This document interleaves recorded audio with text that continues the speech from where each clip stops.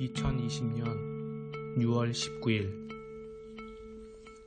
얇아진 마스크만큼 짧아진 옷가지에 드러난 살갗이 한결 위태로워 보인다. 개인전이 코앞이다. 장마도 아닌 것이 종잡을 수 없는 공기는 남북관계의 변죽 같다. 때때로 불어오는 바람에도 이마를 때리는 볕은 피할 도리가 없다. 골조만 남은 연락사무소의 모습에 어느 건축 관계자는 폭파 후 남은 골조를 마저 없애려면 더 많은 돈과 수고가 들게 생겼다며 전문성 없이 때려 부숴놓은 모습에 논 같지도 않은 소리를 던졌다. 독일서 온 친구는 3주 일정에 2주간 자가격리를 했다. 달아오르기 시작한 날씨 속 빼곡한 일정을 소화 중이다. 나다닐 수조차 없는 곳에서 지내다 왔기에 긴박하나마 차곡차곡 진척되는 약속들을 기쁜 마음으로 해나가는 듯 했다. 도저히 없을 것 같은 시간을 빼낸 것이 아니라 각자가 어떻게든 시간을 만들어내 3년 만에 다시 만났다. 친구는 부사관학교 교도대 동기다. 중대가 서로 달라 내 바로 위층에 살았다. 어쩌다 보니 얼마 전 세상을 떠났다는 친구의 친구를 함께 만났다. 79년 만들어졌다는 묘원은 45,000평 부지의 산을 통째로 깎고 잔디를 깔았다. 묘지 4,000기 이상을 수용할 수 있다고 써 있었다. 나는 병점에서, 친구는 서울에서 각각 용인대 앞으로 향했다. 몇 년 만에 서울 나들이길에 시간 계산이 틀려 친구를 용인시청 앞에서 픽업해 장지에 함께 갔다. 죽은 친구는 내 친구와 대학에서 가장 친했다는 이였다. 3년 만에 이 난장판 고국에 들른 친구는 산 친구와 죽은 친구를 함께 만났다. 소식을 전한 지 7개월 만에 죽은 그 친구의 아버지께선 아직 묘비에 이름도 새기질 못했다고 하셨다. 셋 모두 83년생 돼지띠였다. 좁은 계단식 눈처럼 깎아진 묘원은 층층이 레커로 칠해진 거친 넘버가 낙서처럼 씌어 있었다. 관리소에 물어 그 숫자를 찾아 급한 경사로 차를 몰아올랐다. 금세 오른 고지는 높았다. 아이가 둘인 내 친구는 3년 만에 만난 내가 운전을 하고 결혼을 하고 곧 출산을 앞뒀다는 소식에 짜장 놀라지 않은 눈치였다. 친구는 여전히 밥이나 간식 대신 맥주를 들고 다니며 마셨다. 땀을 식히며 올라선 곳이 몇 고지쯤 될까 하며 각기 2년간 일했던 곳의 지형과 거의 지어져 버린 각자의 교육 일정을 다시 기원했다.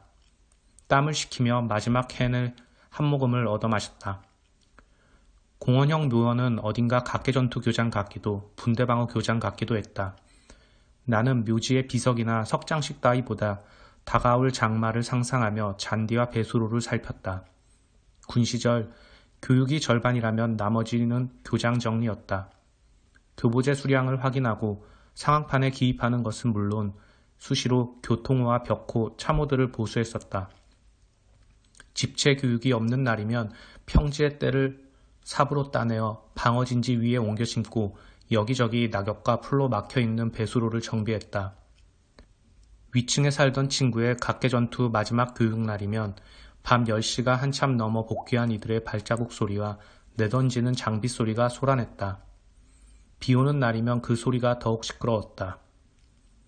숫자를 더듬어 위치를 찾은 뒤 나는 멀찌감치 떨어져 돌에 새겨진 여러 성씨와 눈에 들어오는 한자로 된 이름, 다채롭게 꽂힌 색이 바랜 조화들을 살폈다. 친구는 마음의 준비를 하고 왔다 했지만 짧고 굵은 울음을 쏟아냈다. 이제 가정이 있고 아이가 있는 둘은 죽은 그 친구보다 남겨졌을 가족들을 생각하며 산 사람은 살아야지라는 말의 잔인성과 합리성을 변명하듯 같이 받아들였다. 자식 가진 이들이라 그런지 그 부모의 비통함보다는 아내와 자식의 살아갈 길에 대한 염려가 더 컸다. 2006년 제대 후 이듬해 2월 친구가 교환학생으로 가 있던 액상프로방스 지역으로 생애 첫 해외여행을 혼자 갔었다. 드걸 공항까지 나를 마중 나온 친구와 야간 버스를 타고 새벽이 다 되어 도착한 하숙방이 선명하다. 2주간의 프랑스 일정 중 일주일은 마르세유, 아비뇽, 니스 등을 함께 다녔다. 친구가 다니던 대학의 수업을 함께 듣기도 했고 구내 식당에서 밥을 함께 먹기도 했다. 세자네의 생가도 갔었다. 아침마다 바게트 빵을 사와 커피를 내리고 딸기잼과 푸아그라를 발라 먹었다. 일주일간 X에서 지내며 작은 오크통처럼 생긴 통에 들어있는 5리터짜리 와인을 다 마셨고 좁은 방에 친구의 프랑스 친구들을 초대해 초상화를 그려주고 마리아나를 얻어피곤 했더랬다. 친구는 나를 위해 거의 모든 수업을 뺐다. 프랑스, 독일뿐 아니라 여러 나라들을 두루 다니고 오래 머물러 있던 친구는 그 십수년 전의 한국과 지금의 한국을 비교했다. 정체한 유럽과 그간 빠르게 발전한 한국의 모습을 사회과학을 공부한 이의 눈으로 논하며 제도와 시스템은 물론 보통 사람들의 도덕률과 문화 수준을 평했다. 헬조선이라 했지만 그래도 이래저래 살기 괜찮은 좋은 나라라 말했다. 내가 관념적으로만 알던 독일의, 그러니까 이미 통일된 지 30년이 지났지만 여전히 남아있는 동독과 서독의 문화차를 내게 알려줬고 프랑스와 독일의 차이에 대해서도 음식과 인종의 다채로움들을 들어 상세히 설명해줬다. 잘 갖춰진 독일의 다양한 제도의 틈들을 설명하며 타지 살림의 공궁함에 대해 얘기했다. 군 시절 그 친구에게 개신교와 천주교에 대해서 물었었다. 친구는 교회의 깊은 역사로부터 종교혁명에 이르기까지의 그리고 자영업과 공무원의 생활 같은 비유로 알아듣기 쉽게 정말 쓸모없는 내 지적 허기를 채워줬다. 친구의 아버님은 목사님이었다. 친구는 2주간의 격리기간 중 독일에서의 새로운 직장으로의 이직을 성공했다고 말했다. 5개 국어를 구사하는 능력에 이런저런 경험과 끼를 가진 그였기에 내 입장에선 그리 놀랍지도 않았다. 독일로 돌아가는 길로 이전 직장에 사표를 내리라 했다. 나는 태어날 아기의 이름을 지을 일을 얘기했고 친구는 자기 아들들의 이름을 그렇게 지은 경위와 의미에 대해서도 말해줬다. 서울 가는 가까운 버스장에 친구를 내려주고 문 닫은 고깃집 마당에 차를 대놓고 버스가 올 때까지 함께 있었다.